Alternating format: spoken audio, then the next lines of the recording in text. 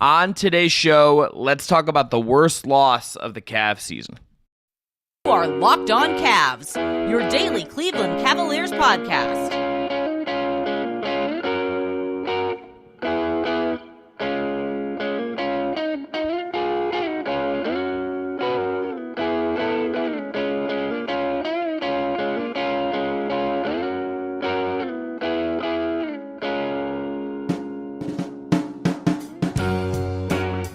Today's episode is brought to you by our friends at Gametime. Download the Gametime app today, make an account, and use our code LOCKEDON for $20 off your first purchase. I'm Chris Manning. That is Evan Dammarell. Thanks again to Jake Stevens. As always, just Locked On Cavs, your daily look at all things Cleveland Cavaliers. Today's show is about the worst loss of the Cavs season, a 103-97, I believe, loss to the Portland Trail, 195, one of the two. Doesn't matter.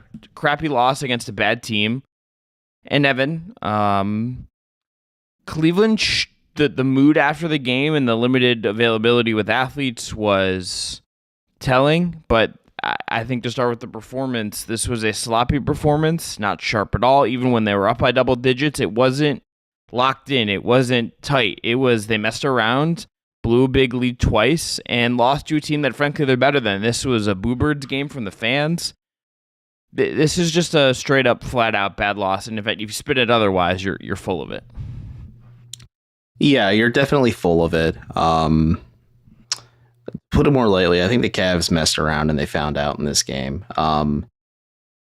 It certainly felt like I was talking with Ethan Sands from Cleveland.com about this after the game, that it felt like maybe 4 or 5 minutes left in the second quarter, Cleveland was up 10, 12 points, and there was moments, maybe the Pistons, the Blazers, were nipping at the heels of the Cavs, but the Cavs kept them arms length away, and I thought, like, okay, this is a better team taking care of business against a bad team. And then we saw what happened. Donovan Mitchell said post-game that the Cavs got complacent and the Blazers just kept fighting and executing. And more than anything, I think Shaedon Sharpe just going absolutely bonkers from three-point range, and just the Blazers once again exploiting the fact that the Cavs just aren't the best at defending the perimeter currently. Really came back to bite them. And yeah, there's not really much else to it other than the fact that this is just a bad loss. We can get into the nitty-gritty and the minutia of it and maybe why it was a bad loss. But if you bake the entire season based off of this one game, or if you couple it with the Lakers game a few nights ago, you're in for a bad time. The Cavs are now 19 games into the season at this point. There's still going to be a lot of figuring out, learning, and growing from this group as they just kind of just evolve and take the next steps. And to somewhat quote the great Bill Belichick, I would just say they're on to Detroit at this point. Like they're going to try and let this roll off their back, learn from the mistakes, and just move on to the Pistons. Here's the thing, though. I get what you're saying about, like, hey, you can't bake the whole season on this. That's true. Like, this is an 82-game season. But this is the kind of loss that you just shouldn't have. No, it shouldn't be a loss, but I'm not saying it's apples to oranges, but like the 72-win Bulls did lose to the expansion Raptors, and it was one of their few losses that year. Yeah, but like the 70. Like there's time. I'm again saying not apples to apples. That's an insane comparison. Brother in Christ, listen. I'm just saying, like, these losses do happen too, and like they're ugly.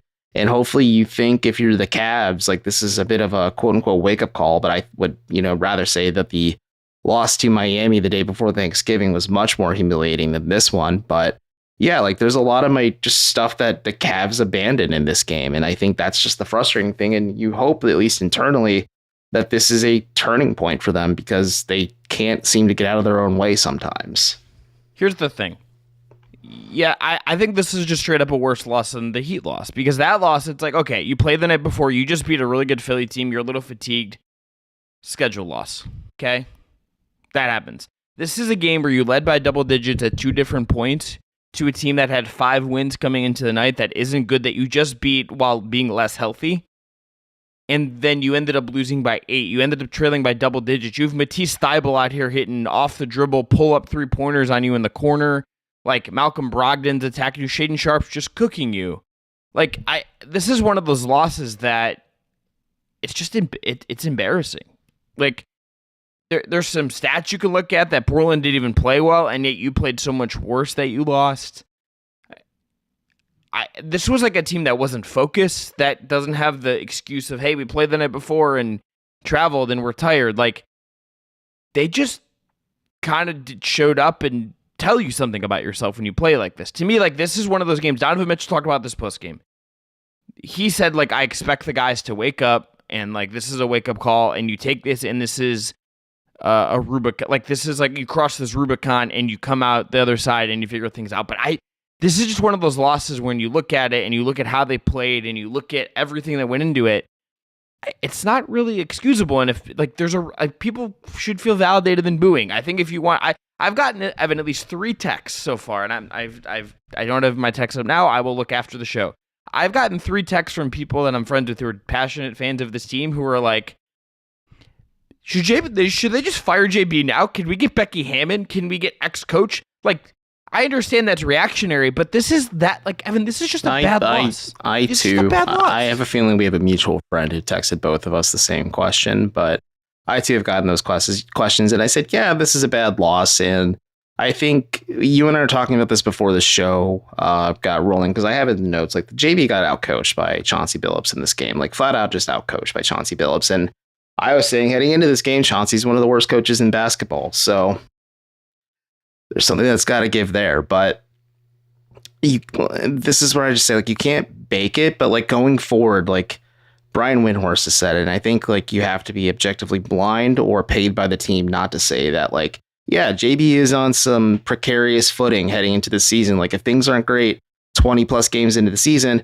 it is time to start questioning about his job stability and or just security, because, like, the Cavs need a shot in the arm. And what if you go internally and you bring up Greg Buckner, who has been with JB since Memphis and has been kind of just his second hand guy for the longest time? I don't know if you want to do that.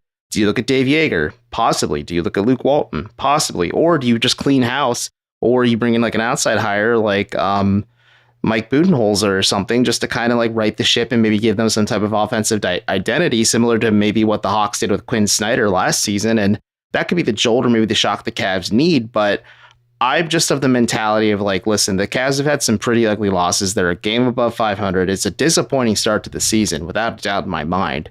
I think we should do, like, a full, like, analysis of the first quarter of the season, just to say, like, what has and hasn't worked for this team. There are certainly caveats that come with it, whether it's, like, injuries and things like that. But I'm just of the mentality of, like, yeah, I think it's fair to question, like, hey, does JB have job security? I don't think he ever really had full job security heading into the season.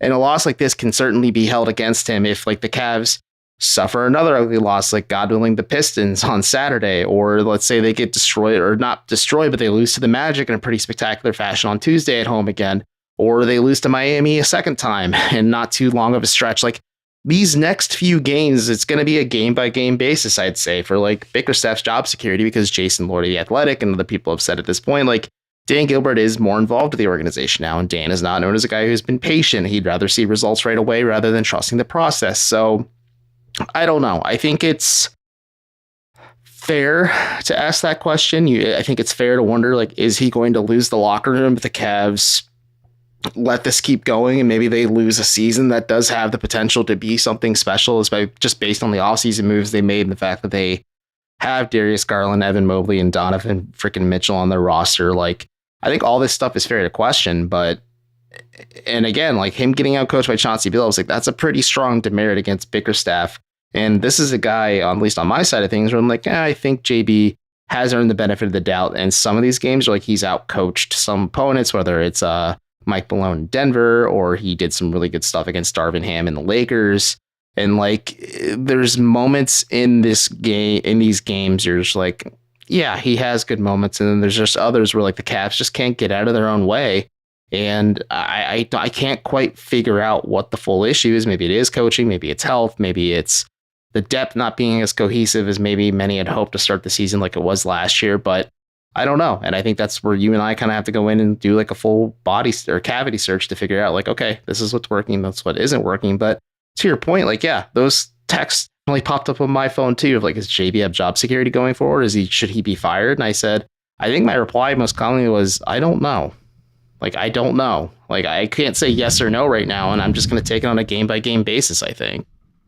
Segment 3, we're gonna touch on where they go from here, and next week we should do that deep dive. That's a great job. But after this, let's get into some awards. I'm just gonna say now, we're just punting on MVP. Normally we do MVP stat and I play of the night. I'm just gonna cross off MVP because if we were to give an MVP for this game, it's probably Donovan Mitchell because he woke up in the second half of the fourth quarter and like tried to will the Cavs back into this one. Literally the only player on the floor at the end of that and part of that fourth quarter that was actively showing some grit and fight and at least visibly outside the outside. But we'll do stat of the night, play of the night after this. Today's episode is brought to you by our friends at FanDuel. FanDuel is America's #1 sportsbook and the official sportsbook of Locked On. You can score this NFL season with FanDuel. Right now, new customers get $150 in bonus bets with any winning $5 moneyline bet. That's $150 if your team wins. If you've been thinking about joining FanDuel, there's no better time to get in on the action because of that great offer. And the app is so easy to use. There's a wide range of betting options, including spreads, player props, over-unders, and more. So visit FanDuel.com/LockedOn and kick off the NFL season and check out their NBA odds as well. They have odds up right now, for instance, for the in-season tournament, which concludes next week with the quarters, the semis, and the final. That's next week, and they'll have the Cavs games that are on the schedule next week as well. So right now, FanDuel.com/LockedOn, and that's FanDuel, official partner of the NFL and the official sportsbook of Locked On. All right, so my stat of the night, I've got 2. So let's do this one first. Cavs had a half-court offensive rating. Jackson Flickinger, thank you for shouting this out to me. And then I went and looked at it and stared at it and was like, how can you be that bad? They had an offensive half-court rating of 73.3.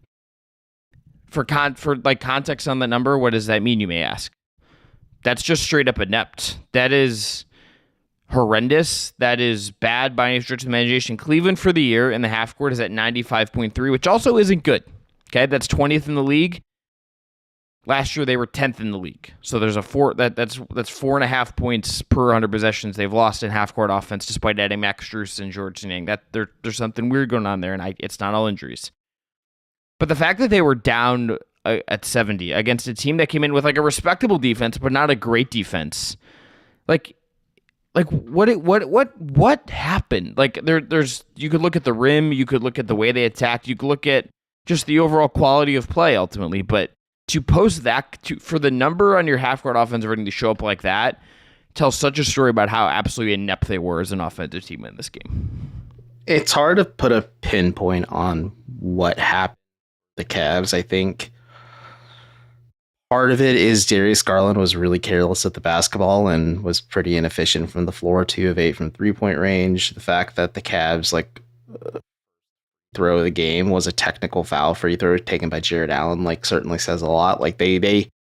Their first 16 points of the game were points in the paint or looks at the basket, and the Cavs just abandoned that. They didn't use the physicality. They didn't play at that downhill style that has been very effective for them in wins. And it just doesn't feel like one of those games where okay, they've had a solid game against Toronto where they bounced back after a lackadaisical first half. They had a pretty strong win over the Hawks a few days prior, and then any of that momentum that they had just evaporated within the first 20 or so minutes of this game. And then the Blazers just kept pushing and pushing and pushing, and eventually just found a way to give the Cavs a taste of their own medicine and put their own foot on the throat of the Cavs versus Darius Garland saying that the Cavs need to keep their foot on the throat of opponent for the entire game. But it was a collective effort. It wasn't just Donovan Mitchell, just not waking up until midway into the fourth quarter. He wasn't great shooting wise. He shot 35% from the floor, 1 of 9 from 3-point range. Like I said, Darius Garland wasn't great. Jared Allen was mostly ineffective, even though he had my play of the night.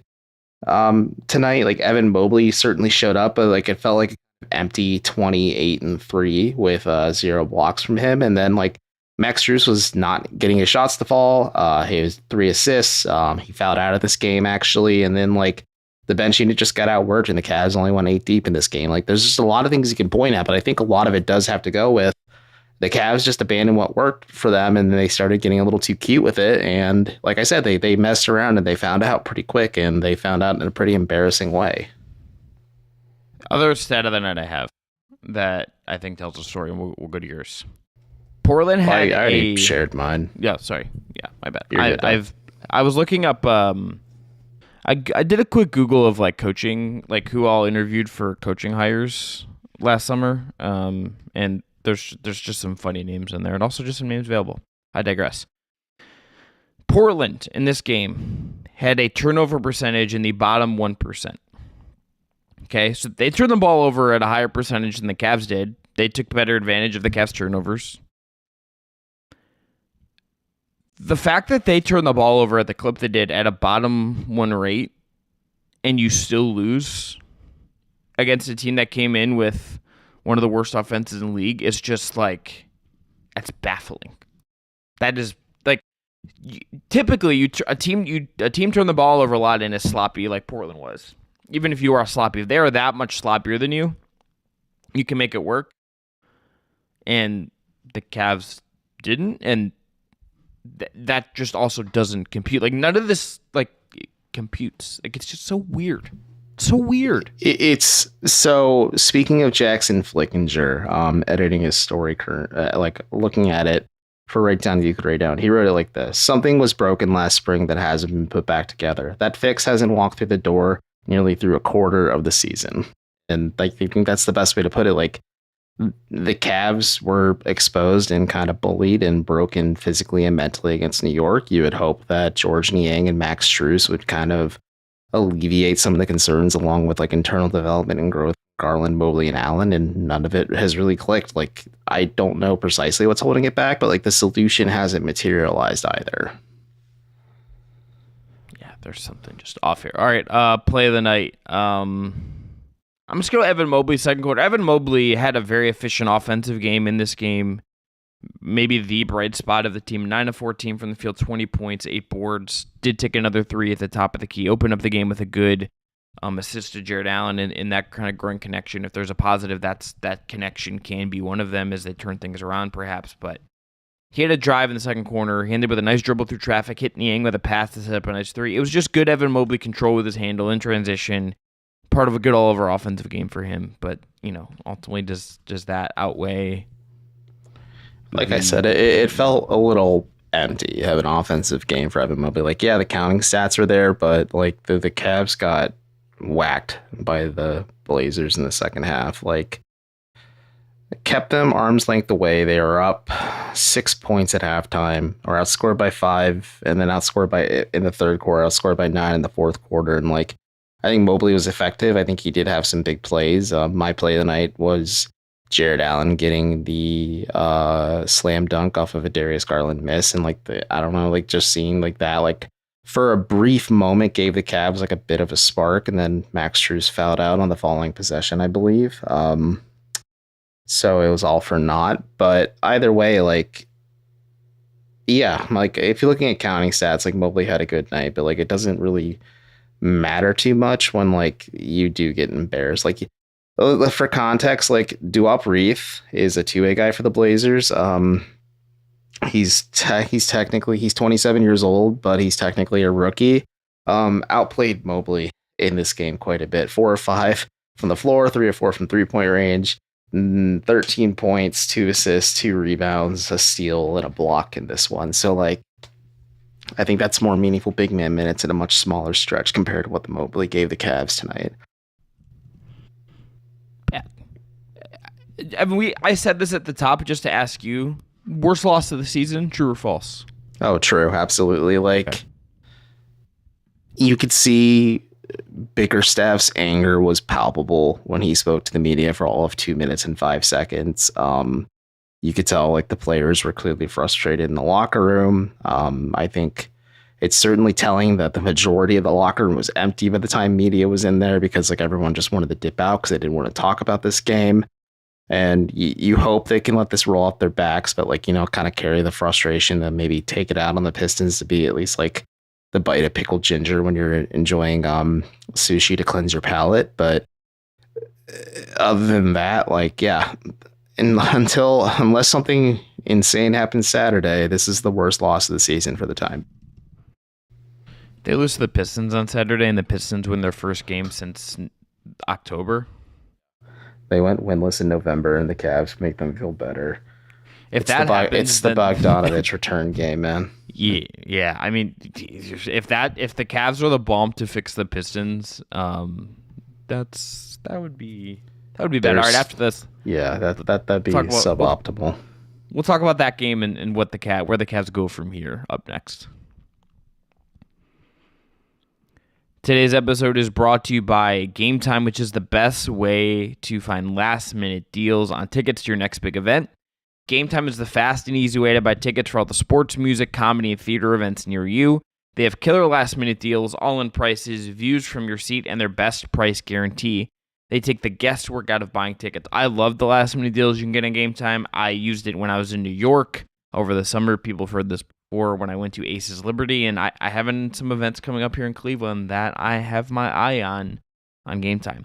There's also the Gametime guarantee, which means you'll always get the best price. If you find tickets in the same section or row for less, Gametime will credit you 110% of the difference. So take the guesswork out of buying tickets with Gametime. Download the Gametime app, create an account, and use our code LOCKEDONNBA for $20 off your first purchase. Terms apply.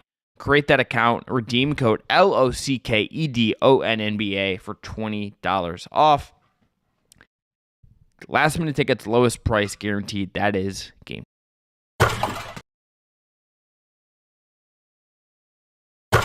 All right, let's dive into where the Cavs go from here. Evan, let's do one key each. You can go first. What is something the Cavs can do to move forward from this, actually turn a page, as Donovan Mitchell and others talked about, and maybe this is something that they get through? What is the way they actually move forward from this if they are going to? I was going to be clever and do like an unwritten Natasha Bedingfield reference, but I'm just don't have the stamina for it right now. Let's say they could stare at the blank page before them, open up the dirty window. No one else can feel it for you, only you can let it in. Banger. Absolute banger. Please don't copyright strike us, Natasha. In all seriousness, though, continue to amplify and build upon what has been successful for you as in the Cavs offensively.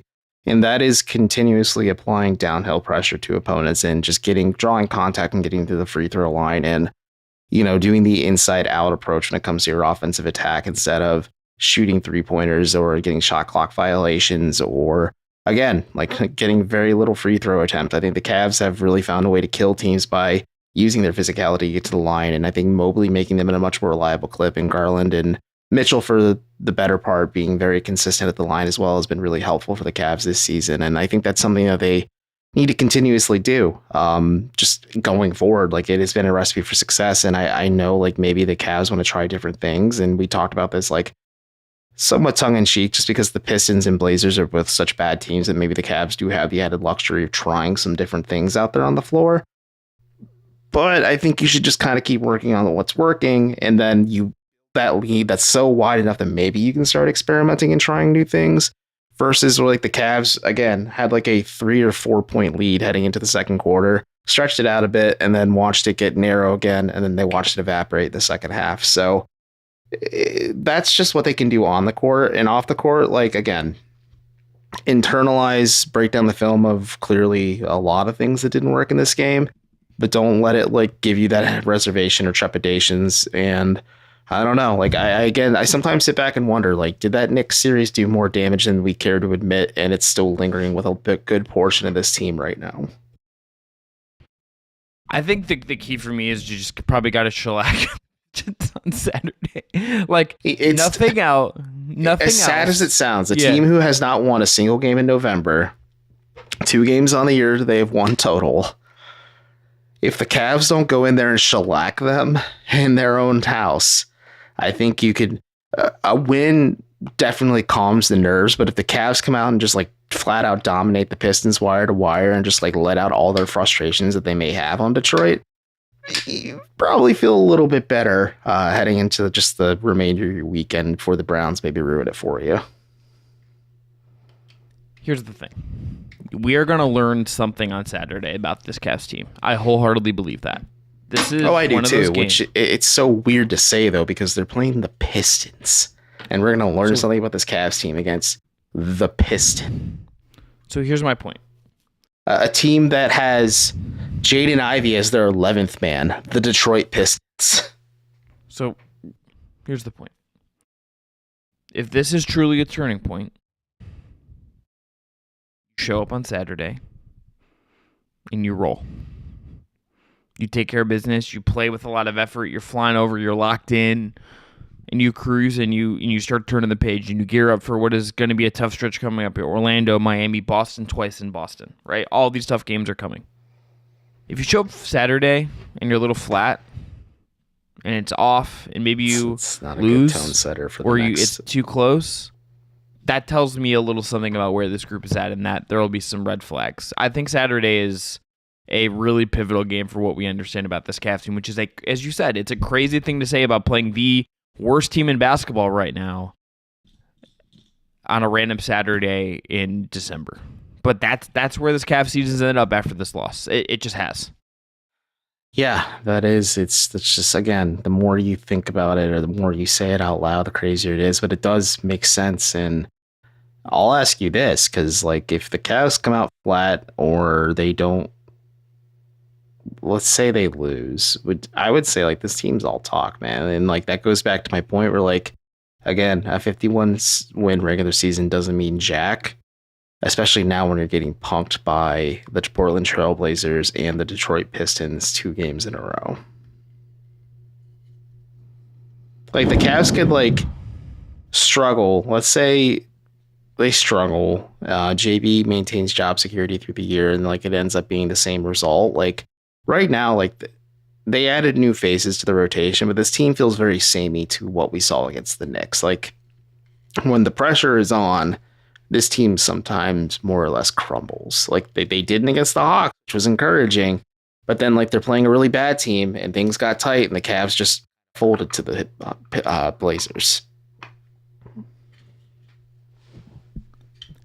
I am just, this Saturday is like truly like CT.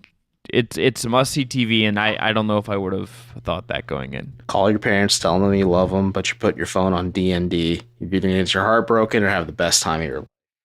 Here's what I will say. I'm not going to hold you to this because I don't know what your plans are Saturday. I'm not going to watch the game. I'm going to watch the replay after. So I'm going to watch it that night. That night, I will do something on YouTube only reacting to that game. That is my promise. Jake, you don't even have to produce it.